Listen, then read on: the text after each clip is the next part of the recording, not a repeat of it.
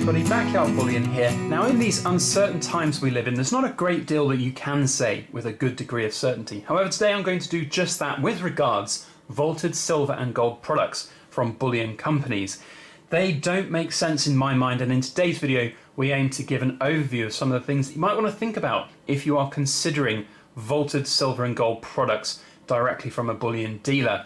Now I do want to draw a distinction between a vaulted product whereby you buy the silver and never take delivery of it, you hold it within the bullion dealer's vaults, and then you maybe sell it again at some point in the future. There's a distinction to be drawn between that and taking delivery of your silver or gold and then vaulting it yourself in a safety deposit box or with some form of storage company. That's a distinction that we need to draw here because you're taking physical delivery of your silver. You have access to it much easier and faster than the former, which is where it just stays in the bullion vaults of the dealer and you're relying very heavily on the dealer. Now before we go further in the video, I do want to put my usual disclaimer in here as well to say that I am not a financial expert. I'm just a guy who makes videos here on YouTube, so any financial decisions that you take having watched today's video are yours and yours alone. I also want to put a little sort of disclaimer out there to say that I'm not directly disparaging companies that offer these services. They are definitely a viable option for some people, but for me and the way that I look at silver and gold and investing in precious metals, they just don't make any sense for my own basically goals of what I want to achieve with gold and silver. So there's an important thing to be had there. I'm probably going to sound overly negative on some of these services, but it's not a dig at any particular companies that offer them.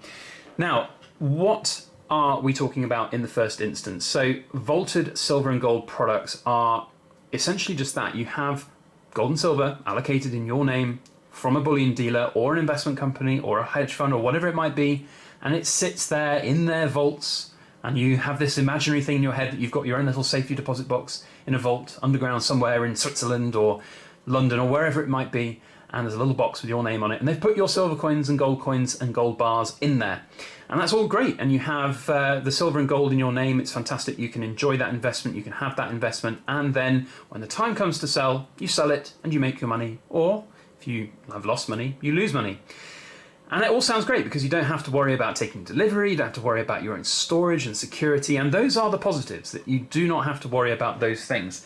However, in my opinion, those positives far, far, far are outweighed by the negatives which are construed around this. Now, some of these negatives are going to sound a little bit like, oh, really? You're going to take that as a negative? That's not how these companies work. And the first thing I'm going to say is that the vast majority of legit companies out there will not have any thoughts about what I'm saying here, but there are a lot of very dodgy companies out there, and companies perhaps which have got a little bigger than they thought they might, and suddenly they cut corners, or suddenly they don't do quite what they're saying on the tin.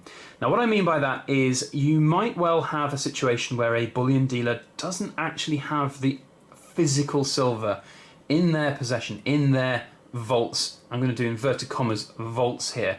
They always spin a very, very good story, and unless you are fortunate enough to have physically visited their vaults and seen perhaps your own box, which I think is pretty few and far between in those opportunities to do that, I am always incredibly skeptical at the potential for the real thing to be there. And I guess that's just part of my brain and how it works, but you know, these companies, they have to pay for the storage. They have to pay an exorbitant amount of money for storage and insurance, and the vault and the boxes, they cost money. And of course that's passed on in some degree to the customers, definitely. But ultimately, there are potential corners to be cut where you could save a lot of money and or take a lot of people's cash on board and just hold the cash for a long time.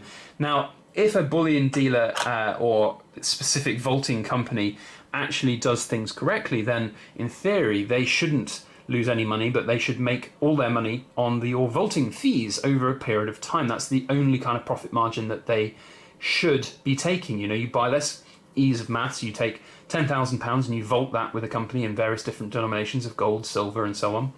And in theory, they go out and they buy that much gold and silver and they tell you, right, we've bought you X amount of ounces for your £10,000 worth. That's what's allocated to you. And then when the time comes, you sell it and you've paid some vaulting fees along the way for the last couple of years, and they sell that and then they give you the proceeds of that sale, perhaps minus a small commission for their time. However, you kind of think perhaps it doesn't really work like that, because if they don't actually have the new stuff bought and then sold, where's the money coming from? It could just be that they are moving numbers around on a page.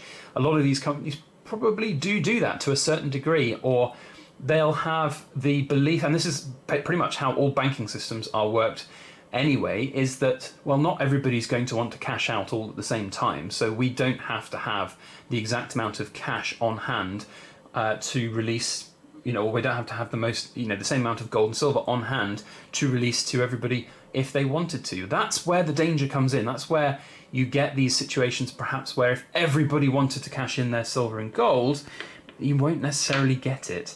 And that is probably the biggest thing that I have a problem with. It's the reputation of the companies and their long-standing reputation as well, which always is so important. And people and situations change all the time. And this brings me on to my next point, which is that if the organisation that you're going to be using is a big one, is a reputable one, then okay, that sort of first point there that I'm saying is somewhat mitigated, because they've got reputation to uphold. They've got a service that they are selling and having that they don't want to have besmirched by scandal. And if they did that and somebody found out that they were doing that, then perhaps that will put off all of their customers, many or more of their customers. The company will go bust. However, for smaller companies which are trying to compete with these big companies out there, they can talk the talk, and often they might well talk the talk, and they'll have these fancy looking websites with all of these fancy words about vaults and storage in Switzerland and secure vaults, and you just don't know unless you've seen them, unless you've actually seen them with your own eyes. You just do not know. So the thing that comes there is that these companies might well change over time. Companies go bust all the time. A company might set out with great intentions, but then have cash flow issues. So the first deal they'll do, they'll go, oh, okay, maybe that one's all right, but the next one we're going to run out of cash. So perhaps if we just take a little bit out of that customer's order, don't buy quite as much gold, we'll pay our salary, and then next month we'll even it out. It's those type of situations that happen, which are dangerous.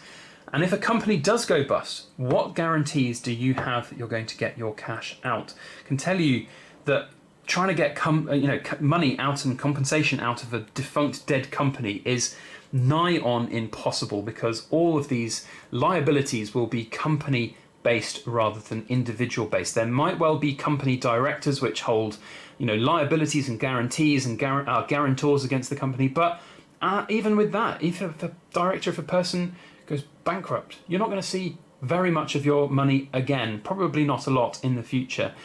So if the company goes bust, what happens to your gold and your silver? Who knows is the honest answer. Probably it's just going to disappear into the ether, and your hard-earned cash could well disappear. Now, a lot of what I'm saying there is pretty worst-case scenario, and very kind of borderline illegal. Let's be honest, if companies are actively doing that and they're not upfront about that kind of situation, then ultimately it's essentially fraud, and that is not good. Now, there will be, and I 100% guarantee that there are companies out there doing this right now through deliberate fraud or accidental fraud or just conscious fraud, and it's quite sad to think about that, because there are a lot of people out there in this world right now who are struggling, who want to look to get cash, put in assets to protect themselves for the future, and there's people out there taking advantage of that. New companies popping up with these great promises, with these great taglines and sales pitches about their bullion vaulting schemes and not having to take delivery and all the positives that go with it. So do your research, I guess, is my message there. The really big reputable companies, yeah, there's definitely a service there that can be had and included in your portfolio if that's something that you want. Now, the next part of what I want to talk about is the not quite so worst case scenarios. The other things which I find quite limiting about these vaulting services. Now, one of the problems is that they're very popular for some people in the United Kingdom, because if you do not take delivery of your silver, then you don't have to pay the VAT bills. So you see a lot of these vaulting companies that will offer spot price for their silver. Now, we all know that premiums on silver right now are really high, and even the bullion dealers themselves are not buying silver at spot price. Even in the UK and EU before this crisis, you could not buy silver at spot price if you were a dealer. It was always slightly above, unless you got lucky and had the contacts or you bought second-hand market silver. There's always costs involved in producing coins and bars, and that is always passed down the supply chain. And for these companies to advertise that they can offer spot price silver, in my mind, just doesn't add up. So that's, again, I guess that's part one of this as well, that, you know, the truthfulness there is an issue. But it's very popular in the UK because you can potentially look to avoid those VAT bills. You don't have to pay the extra 20% on top. So people get really excited about this and they think, yeah, fantastic, I'm going to have my silver. But you don't have your silver. Possession is 9/10 of the law. That phrase is so key. If you don't hold it, you don't own it. And I've seen, and this Krugerrand, in fact, that I'm holding here, I'll tell you a little story about it. This wasn't even a vaulting option that I had. I purchased this in mid-March as we were building up to lockdowns and quarantines. Bought it from Hatton Garden Metals. And this is a good story. It's not a bad story. Hatton Garden Metals, rightly so, for social distancing and protecting their business, and also the fact that the government essentially said non-essential businesses need to shut down. They closed their doors. They were having issues getting things posted with the right insurance as well. So they contacted people who had ordered things in that period and said, we're going to vault your gold and silver. When we are ready, we will let you know and you can decide what you want to do with it. Free vaulting fees. Great. So I had this Krugerrand vaulted. But for a significant period of time, Hatton Garden Metals were not accepting buybacks. They were not taking, you know, even if you had vaulted items, they were not buying the gold and they were not posting the gold. So essentially they had my cash and I did not have my gold. Now, Hatton Garden Metals are a big company and they, of course, did finally reopen and they did look to then deliver out all their gold, and that's great. But there are companies out there who could have been going through the same situation that every other company in this country around the world is experiencing, and they could have gone a different way. So that's definitely something to think about. In terms of that buyback as well, you are restricted just to the one company. They dictate the price that you can sell your silver to them. They have all the cards. They literally have all of the silver and gold, all your gold and silver and your money. So you can't shop around for the best price. You can't take, you know, if you're buying 2020 Britannias and you know, vaulting them with a certain company, who's to say that a 2020 Britannia isn't going to be an incredibly key date Britannia, because the Royal Mint has been stuffed up with their production for this year. They're not going to be able to produce as many. So the mintage on these 2020 Britannias are going to be tiny compared with previous years. So it could well be in 5 years' time, the 2020 Britannias are a key date and you could sell them on the second-hand collector's market for higher premiums than you will probably get from these vaulting companies, which will be spot price. They'll give you spot price back for it. That's their whole, you know, their whole game is to basically just play the margin and get the smallest buy price and the smallest sell price. So, you know, in my mind, I just can't see the point of that. And I will round out my rant on this. I kind of turn into a bit of a rant because I really do feel quite strongly that if you don't hold your silver, if you don't take possession of your silver, then what is the point? You might as well just have numbers on a screen. If you're just following spot price, you might as well just go to one of the many different index tracking funds which are out there for gold and silver, and you might as well just put numbers in a screen and not faff around with vaulting fees and all of these silly promises about vaults in Switzerland and stuff. It's just, it does not make sense to me.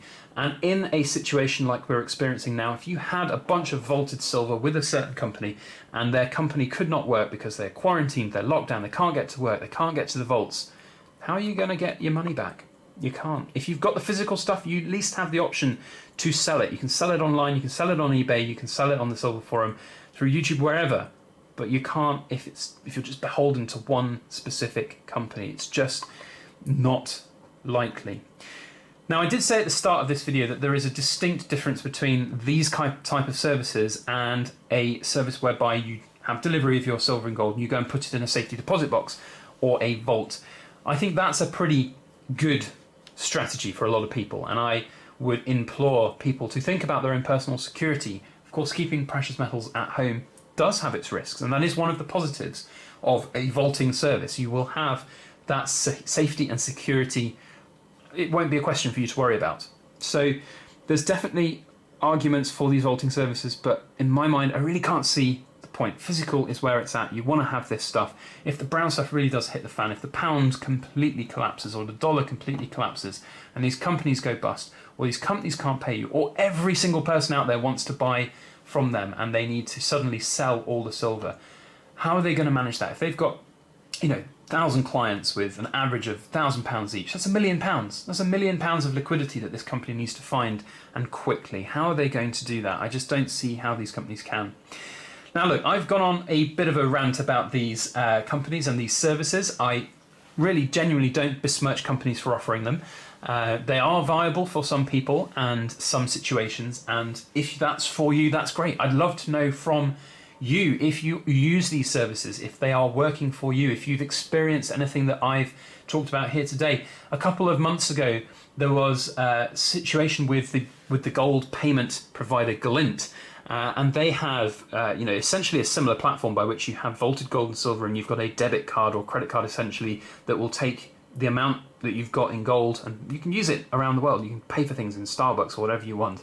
And they went into administration now. Fortunately, they did not go completely bust and bankrupt, but it was a very worrying time for a lot of people who had significant amount of money with them, and they did not know if they would get their cash out.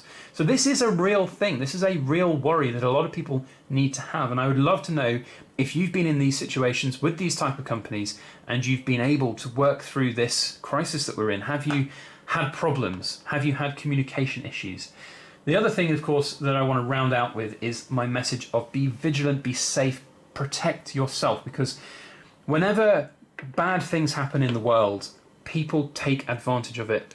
There are so many great stories of human nature being brilliant, and we've got so many stories of key workers, healthcare workers, business owners, people, just any old person around the world doing good in this crazy time we live in.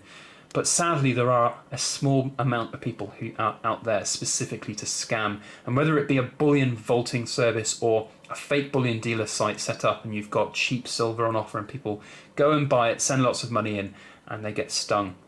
Just be careful. Do your due diligence. Just research all of these companies before you go and make these purchase decisions. One of the best places that you can do that is our channel sponsor, the Silver Forum. They've got a fantastic discussion and community going on there. There's a number of different dealers which we've talked about in the past, and we've saved people money because some of them are pretty dodgy for sure.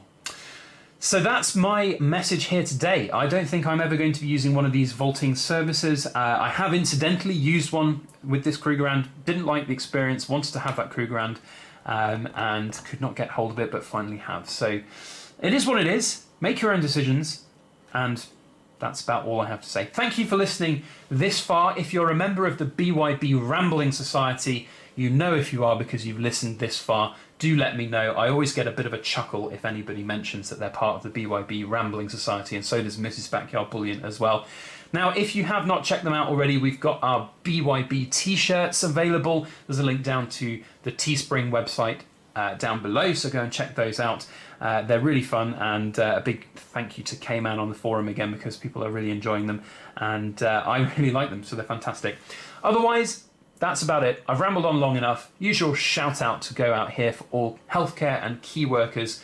Now, I also got a comment last time from a small business owner who said, what about small businesses? Can we get a shout out as well? Well, yes, you can, because I'm a small business and we do what we can to reopen, to crack on with life as best as possible. And that needs to have a bit of a shout out, because there are a lot of small businesses out there which are going to help kickstart the economy. So big shout out to everybody out there who's trying their hardest to get back to a normal way of life. And thank you to all the key workers and healthcare workers keeping us healthy, fed and safe. Stay safe, everybody. See you on the next one. That's all from me. Please make sure that you like, share, comment and subscribe for more.